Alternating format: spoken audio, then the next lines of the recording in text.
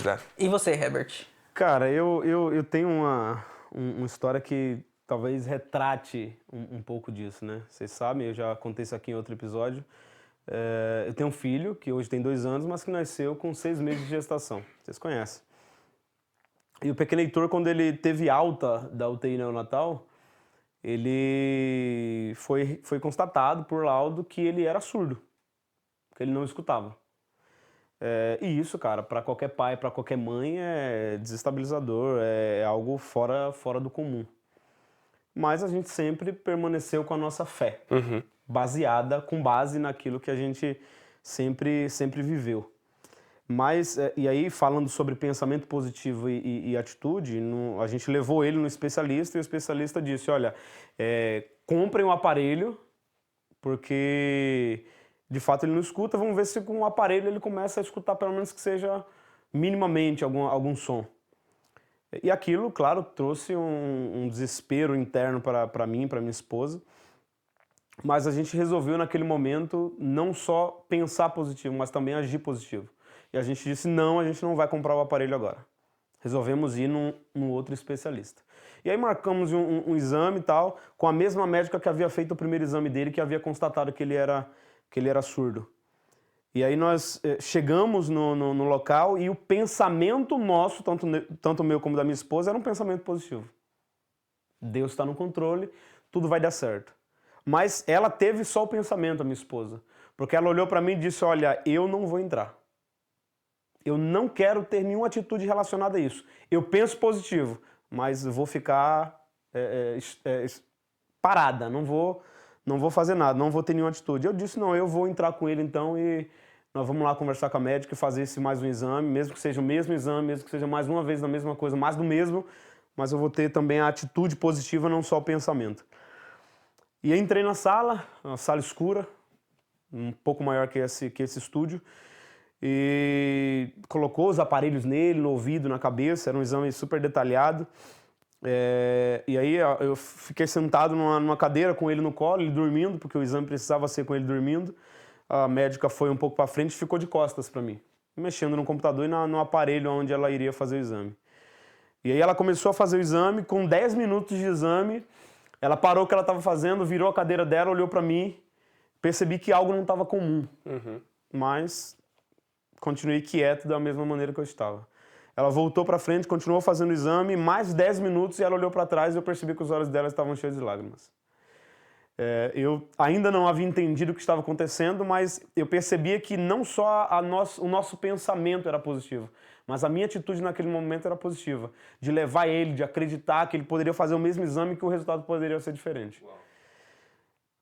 30 minutos de exame, ela terminou e virou a cadeira, acendeu as luzes e ela olhou para mim e disse, olha, em 35 anos de profissão, eu nunca vi acontecer o que está acontecendo aqui. E eu, curioso, disse, mas por que, doutora? E ela disse, olha, eu já vi ter melhora de 10%, eu já vi ter melhora de 15%, mas o Heitor ontem tinha 0% de audição. Hoje ele tem 100% de audição e eu não consigo explicar isso. Uau.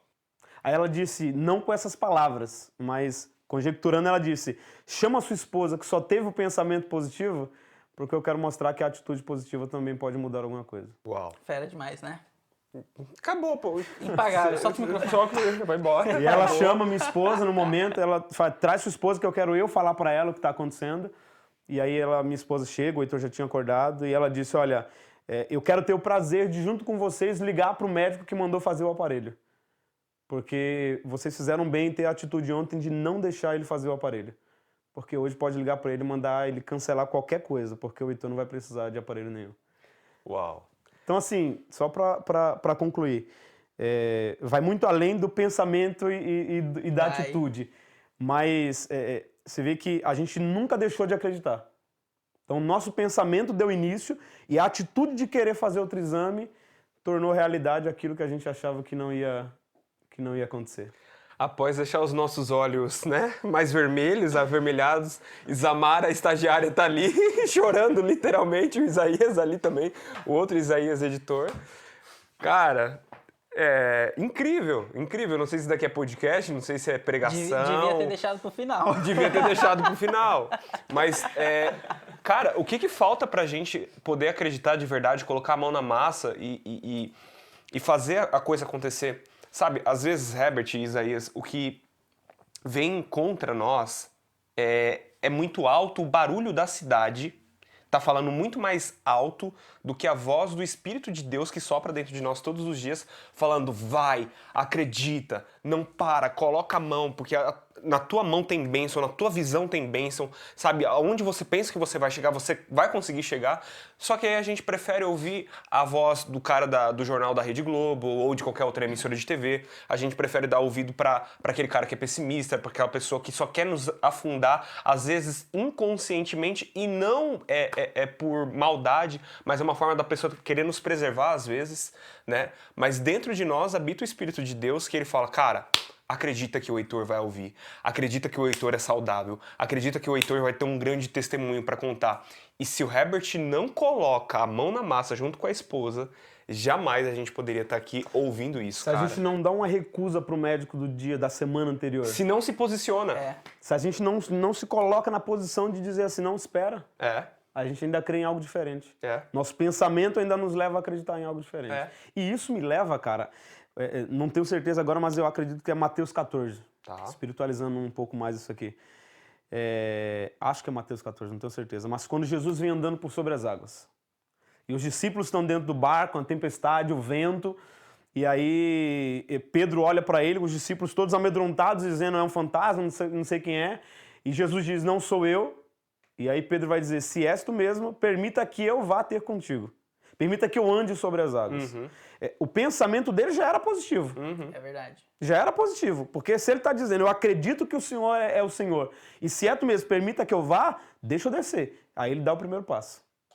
Só que quando ele dá o primeiro passo, é aquilo que você falou. Vem, outras palavras, Rede Globo, vem, não sei nem se eu posso estar falando o nome aqui, mas vem esses noticiários, vem familiares contra tudo que você acredita, vem médicos dizendo que você não tem muito tempo de vida, vem decisões que tomaram por você e não deveriam ter tomado, e aquilo parece que vai fazendo você pensar em parar. Foi como Pedro, quando ele deu o primeiro passo, a Bíblia vai dizer que ele olha para o lado e ele vê o vento.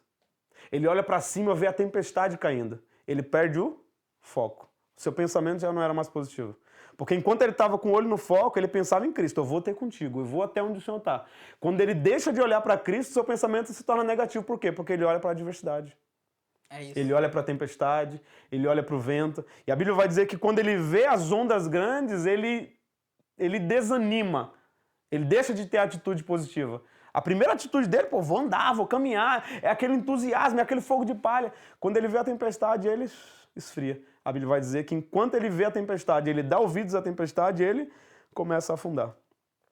Ao ponto de Jesus correr até ele, pegar ele e levar ele para dentro do barco de novo. Ele teve o pensamento positivo, teve a atitude positiva, mas ele olhou as adversidades do que titubeou no caminho. Titubeou no meio do caminho.